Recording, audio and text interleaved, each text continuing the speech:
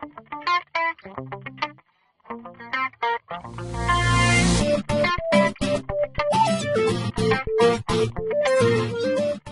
it's Dr. Rick here with your tip of the day. Today we're going to work on getting to work on time. Being self-employed gives yourself a lot of freedom as far as your hours are concerned, and you have a tendency a lot of times in the morning to kind of put off wanting to get to work, and it's real easy to roll over and hit that snooze alarm and have it go off 15 minutes later and then hit it again, and it's a really bad habit to get into. But next thing you know, it's 10 o'clock, 11 o'clock, noon, half your day's gone. So it really is a bad habit when you're self-employed, and it's very easy because particularly if you don't have anyone to report to and you're just working for yourself, which is what most self-employed people want to do, and what their aspect of it is, it's really a bad habit to get into. And there is a fix for it, though. And the fix is to not do it. It's that simple. Actually, it's much more difficult, as you well know. It's easy to just waste your day and putter around and not really get much of anything accomplished. So I'm going to give you a little bit of a fix here that you can use that will hopefully solve that for you. The average person really only needs about 7 to 8 hours of normal sleep. A lot of people get by on 6 hours. I'm one of those people. Wintertime I sleep a little bit longer, but I usually keep it under 8 hours. But about 6 hours is you can function quite well on 6 hours sleep a night. But the person, and by the way, if you're a night person, what I'm getting ready to tell you, you just need to adjust those to nighttime hours. There are people who are night owls that are more productive in the middle of the night, and nothing wrong with that, but you need to just adjust your hours. It really depends on what you're doing and what type of employment you're in. Of course, if you're doing coaching work, you're not going to be doing coaching calls in the middle of the night, so you need to work around that. But there is something called CBT, and it's cognitive behavioral therapy. And how this works is that you replace your negative bad habit of hitting the snooze with something positive.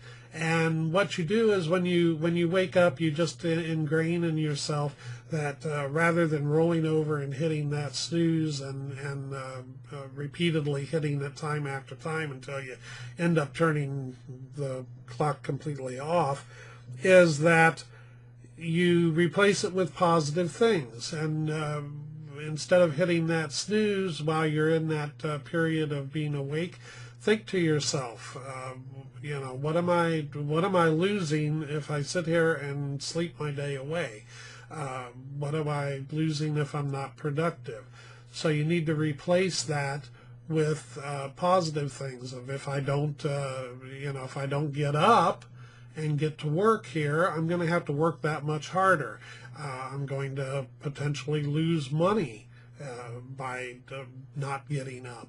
So you want to replace those things with positive behaviors. Another one is that if you lay there, you're going to get up, you're going to be stiff and not real active, you're going to be groggy, and you're likely going to be in a bad mood, and you're just not going to get the work done that you need to get done to be productive.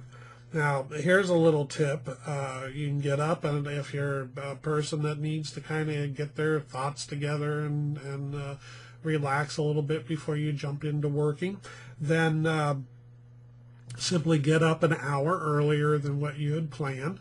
have yourself a cup of coffee or tea, whichever your preference is. Mine would be cinnamon tea, and relax a little bit, check your messages, take a look at Facebook for like 15 minutes. Set a time limit. At the end of 15 minutes, I'm going to stop doing this. Otherwise, you're going to end up watching cute little cat videos all day and messaging back and forth with your friends. And once again, you're going to lose the day. So another good thing is if you plan your next day the night before you go to bed, or the day before you go to bed, just have a little checklist. It's not a to-do list. It's just a list of things that you want, or even if you want to phrase it, would like to get done the next day. So there's lots of ways to fix this, and using cognitive behavioral therapy to replace those thoughts of laying there and sleeping, and as opposed to what you're going to lose by doing that with positive thoughts of what you're going to gain, will help greatly with you getting to work on time as being self-employed. Well, that's our tip for today. If you like these tips, please subscribe to my YouTube channel. The link is somewhere on the page here. If you're watching this on YouTube, hopefully you are. If you would like one of my free trainings, I feel the best way to get to know each other is by you seeing what I'm all about and seeing what one of my trainings is like.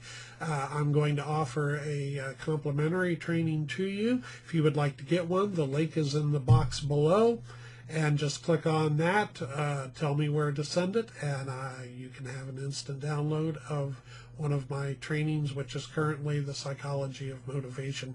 May change in the future. I do switch them around a little bit, but right now you can get a free complimentary training of the Psychology of Motivation, $128 value. So click on that, and please subscribe to my channel. And until the next time, this is Dr. Rick, and I wish you peace, wealth, and happiness.